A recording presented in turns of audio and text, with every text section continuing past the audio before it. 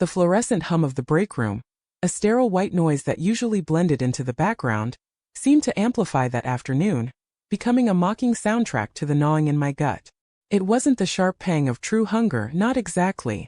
It was something far more insidious, a dull, persistent ache that felt like a phantom limb where appreciation ought to be. A constant reminder of my own invisibility. I just wanted to eat my turkey and Swiss on rye in peace, to find a brief sanctuary away from the clatter of microwaves, the forced laughter, and most of all the subtly condescending glances that seemed to follow me like a shadow. Even that small, solitary comfort, however, was apparently too much to ask. That's when I saw it, clear as day on the phone screen of Mark, the assistant manager, a man whose own staggering incompetence was only ever outmatched by his remarkable audacity. He was scrolling through something on his device, the folder clearly labeled lunch breaks, and the thumbnail that immediately popped up was a candid, unposed shot of me, head bowed, fork halfway to my mouth, lost in my own quiet world. Behind me, reflected with startling clarity in the polished stainless steel of the industrial coffee machine, was my grandfather. He was leaning in, whispering something I couldn't quite make out, his face obscured by a slight angle, but the look on his face, the subtle crinkle around his eyes, the way his lips curved in what might have been a knowing smile, that was the look that told me everything I needed to know. It had been a slow burn, this dawning realization, a creeping frost that had settled over my entire existence within the confines of the family business. My grandfather, the patriarch, the man whose name was literally emblazoned on the building's facade, had always presented himself as a benevolent, albeit somewhat distant, figure. He'd built this company from the ground up, a testament to his unwavering hard work and a mind that was notoriously shrewd, or so the polished, carefully curated family stories always went. I joined his company, not out of some burning, uncontainable passion for widgets or whatever obscure industrial component it was we manufactured, but simply because it was expected.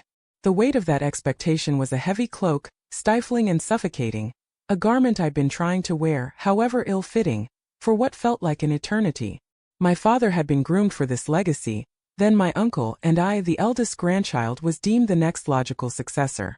The expectation was a tangible thing, a force that shaped every decision before I even had the chance to make it. The first few years were a blur of relentless effort, a desperate, almost frantic attempt to prove myself. I'd stayed late, long after the last of the other junior staff had departed, volunteering for the most tedious grunt work, the tasks that no one else wanted. I'd swallowed my pride more times than I could possibly count, biting back sharp retorts and deferring to the opinions of those with less vision but more seniority.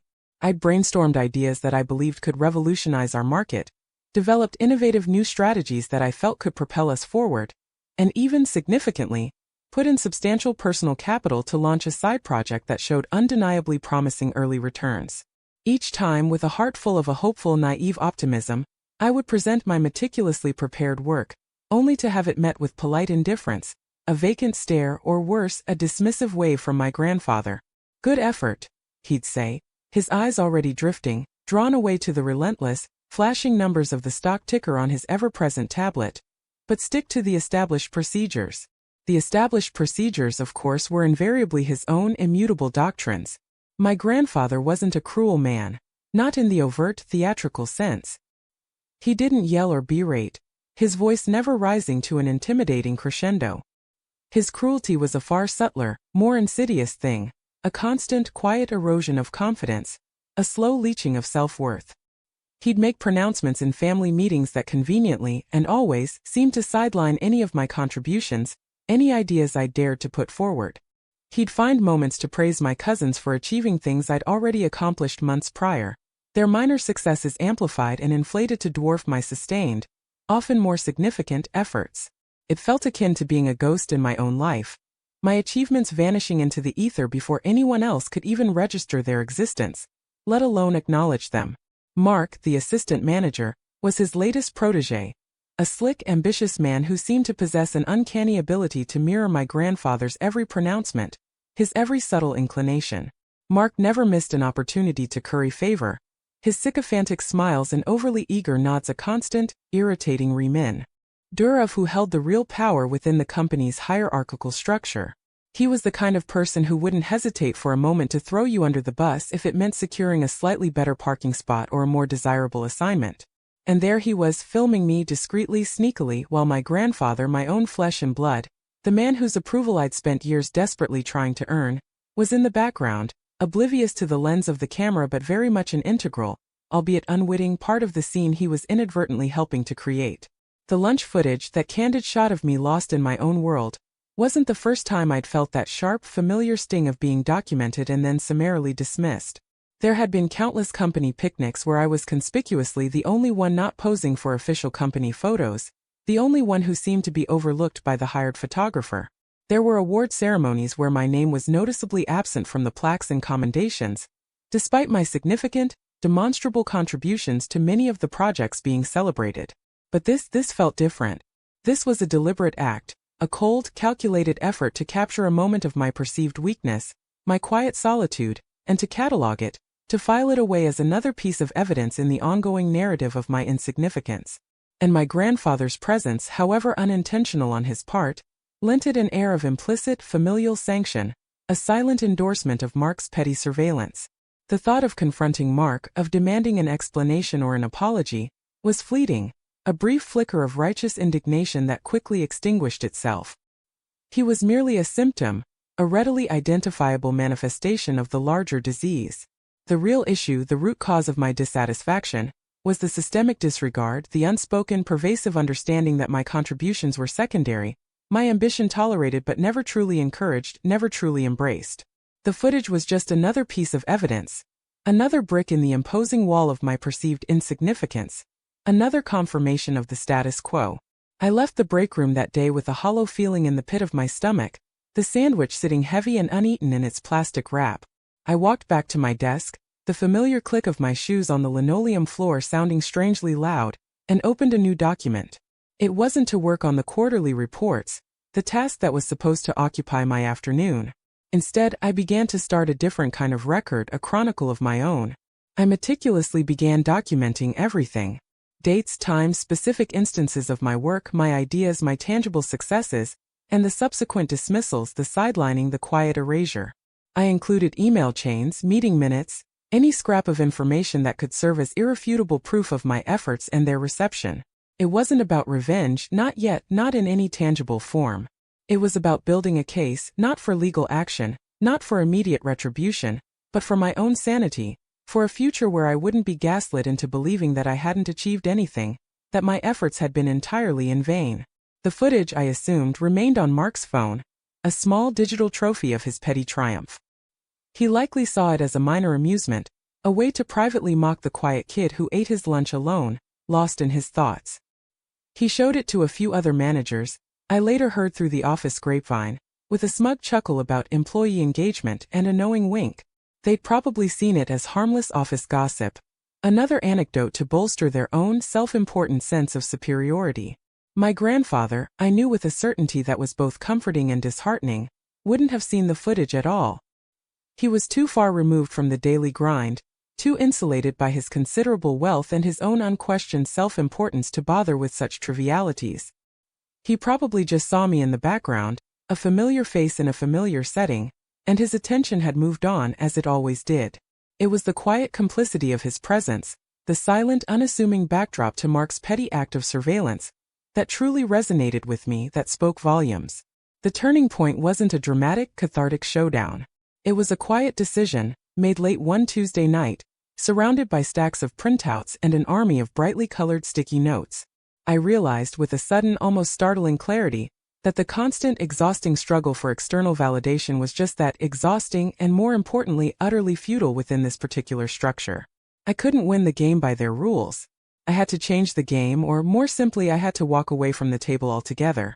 I continued my documentation, not with anger or resentment, but with a cold, detached precision.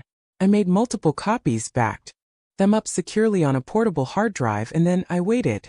I waited for the annual family review, a mandatory event where performance was dissected, achievements were scrutinized, and future roles within the company were discussed and divvied up. It was usually a highly polished, meticulously orchestrated affair, designed and controlled by my grandfather and his trusted lieutenants to reinforce the established order, to maintain the illusion of his unchallenged authority. When my turn came, my name called by my grandfather's clipped, businesslike tone, I didn't present a polished PowerPoint presentation filled with animated charts and graphs. I didn't launch into a lengthy, impassioned defense of my past efforts, pleading for recognition.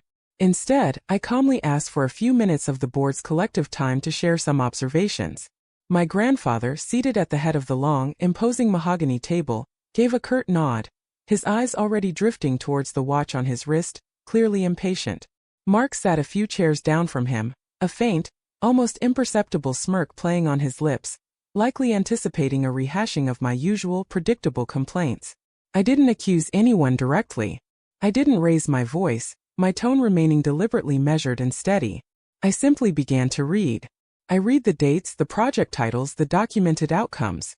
I read the email chains where my initial ideas were acknowledged, then weeks later quietly and subtly implemented by someone else. I read the meeting notes where my significant achievements were glossed over with a single sentence, while minor wins by others were lauded and extensively detailed.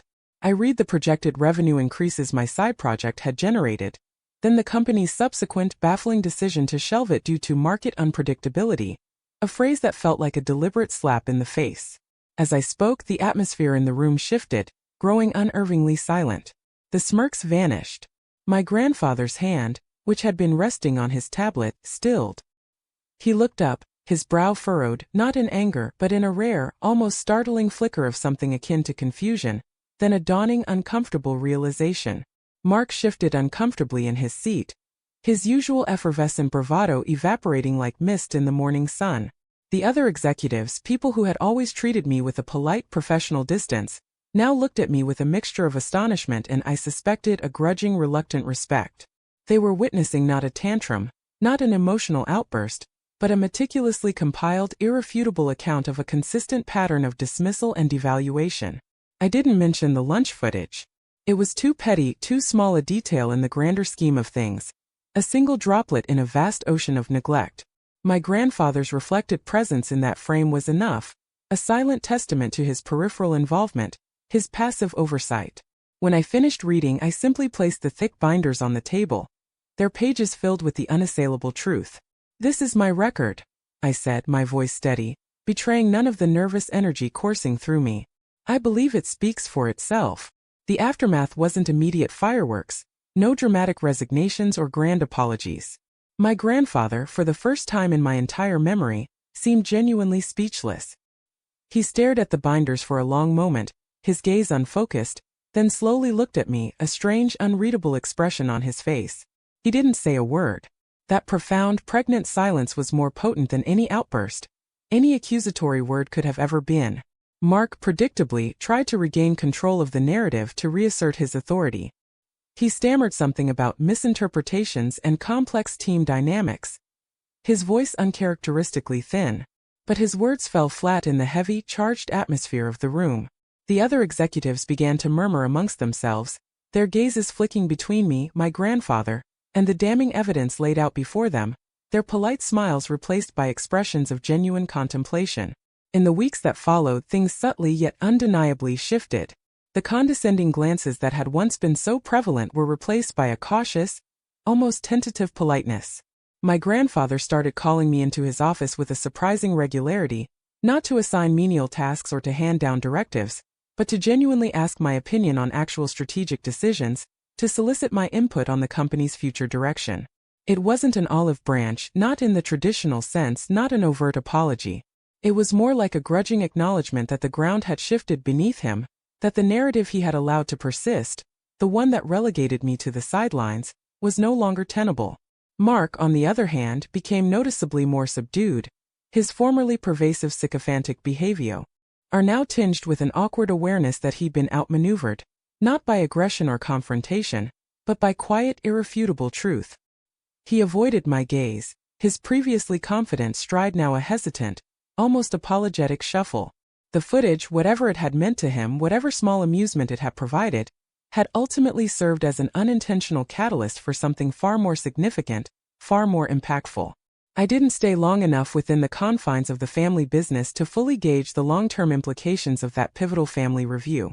The quiet justice I'd sought wasn't about changing their behavior permanently, not about forcing them to acknowledge their past transgressions in a public forum.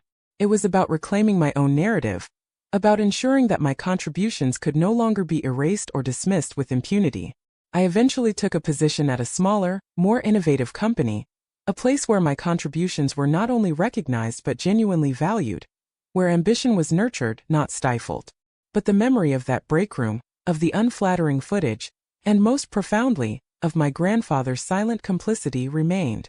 It wasn't a scar, not a source of lingering bitterness, but a quiet reminder that sometimes the most profound statements, the most impactful acknowledgments, are made not with shouts or grand declarations, but with the steady, unwavering presentation of facts, leaving others to grapple with the uncomfortable, often revealing reflections they find within themselves.